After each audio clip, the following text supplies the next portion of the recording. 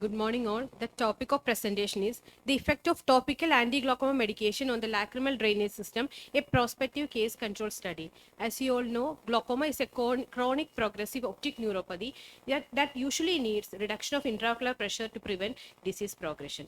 So the use of long-term anti-glaucoma medication, that is topical anti-glaucoma medication, is mandatory in glaucoma therapy. When these anti-glaucoma medication pass through the lacrimal drainage system, that can cause inflammation and fibrosis. This may lead to lacrimal drainage system obstruction. So the aim of our study is to report the effect of topical anti-glaucoma medication on the lacrimal drainage system. It's a prospective case control study conducted in a tertiary eye care center approved by the institutional ethical committee, and consent was obtained. Participants who were on anti-glaucoma medication single or combination for more than 6 months were recruited as cases, and the participants who were not on any anti-glaucoma medication to date was taken as controls. We excluded patients with any known history of ocular surface diseases, any previous NLD surgery, prior ocular or periocular trauma, radiation therapy, MMD, eyelid margin malposition patient, and untreated blepharitis. And patients on long-term topical medications other than anti-glaucoma medication were also excluded. And data included number and duration of anti-glaucoma medication, best corrected visual acuity, and disc evaluation. And lacrimal drainage system was evaluated by diagnostic syringing and probing by a surgeon, doctor trained in orbit and oculoplasty, and syringing and probing, diagnostic syringing and probing was done. And the cases and controls were matched for age and sex. Best corrected visual acuity there was statistically significant difference in the visual acuity of cases and controls, and there was also statistically significant difference in the IOP values of the cases and controls. Cases had 16.2 and the control was 14.4. And mean number of anti-glaucoma medication was 1.8, and mean duration of anti-glaucoma medication was 37.8 months. And the 24 eyes, that is 25.5% were on timolol, and 14 were on brimonidine or bimatoprost. And 54.3 of the cases were faking, and 94.7 was in the control was faking. Coming to the distribution of anti-glaucoma medication duration, 40% of the patients were on anti-glaucoma medication for 31 to 60 months, and 15% was on more than 60 months.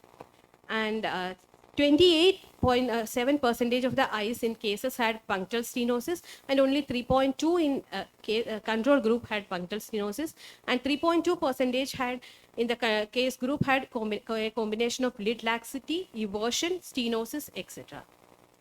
And coming to the lacrimal drainage system obstruction was seen in 39.4% of the eyes in the case group, and only 6.4% in the control group.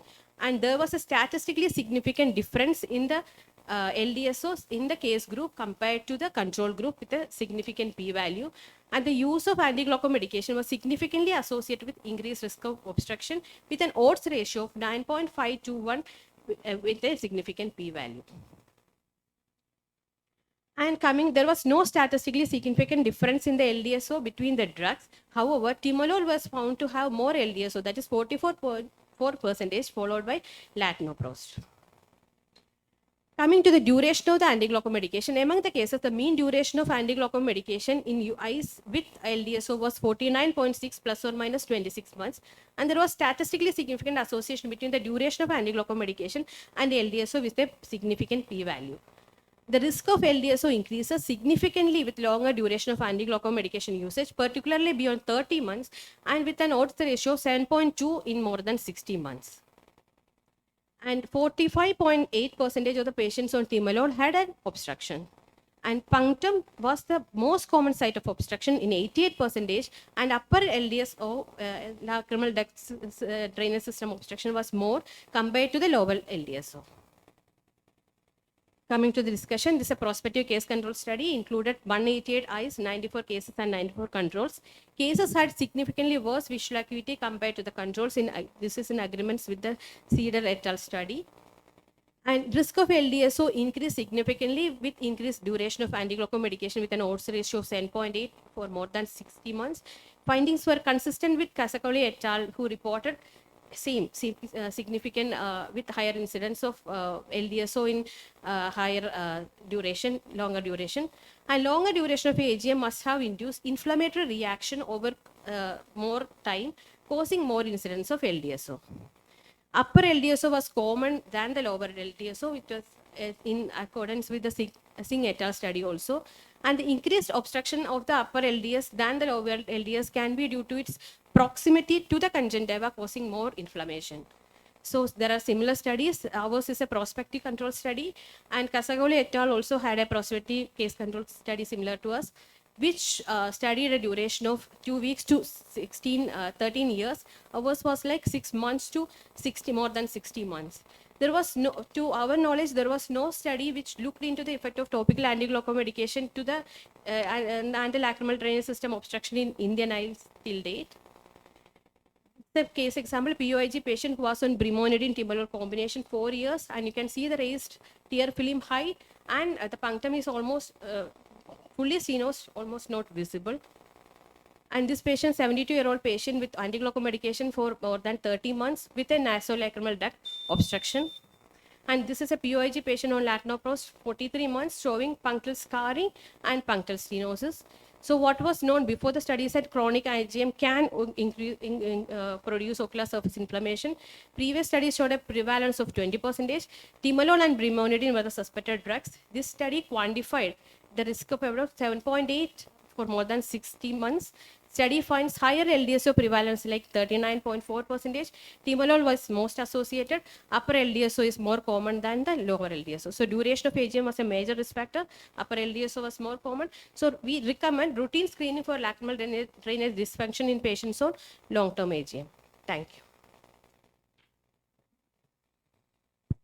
Yeah, very nice presentation, comprehensive sir. presentation. Most of the literature, they find that the punctal stenosis and lacrimal drainage obstruction occurs with either timolol, pilocarpine, or carbonic anhydrase inhibitors. Yes, You have not included carbonic we anhydrase have inhibitors. included, sir, but for our study, we got Because timolol. you showed brimonidine, bimatoprost, and timolol. Yes, These sir. were the three drugs you were which were studied. No? Which were more, the cases among the, we took all the cases, all the patients who are on medication for more than 6 months. So among our cases, majority of the drugs were on timolol, patients were on timolol and bimatoprost and brimonidine. Can you show the slide where you have the various And drugs there which is were one more studied? thing, sir. We have, for the analysis, there are so many combinations, around 30 combinations. So we have taken patients with more than 5 who are using this combination. We have taken like that and did the analysis for that patient. So if it is less than 4 eyes were using the one medication, we have. But what does literature say? Does literature support the carbonic anhydrase inhibitors or alpha agonist or the No, sir. prostaglandin analogs more? Two drugs is prostaglandin analog, one is timolol and brimonidine also. Okay. That's what. And was there any difference between the preservative and preservative-free drugs? Because a lot of the inflammation is induced by the preservative like benzalkonium chloride. Yes, sir. And But in two, our study, we didn't didn't do it separate. You didn't do that. Preservative free, preservative. And as a corollary, if you do punctal blockage during installation sir. of the drops, will that cause less of lacrimal duct obstruction? Because now the drug is not going into the lacrimal system at all. Do you That is- recommend that as a corollary of your study? Yes, that is our plan, sir, to recommend punctal obstruction for the patients who are on long-term medication and see how it will. Okay. Good presentation. Thank you, Manju. ma'am.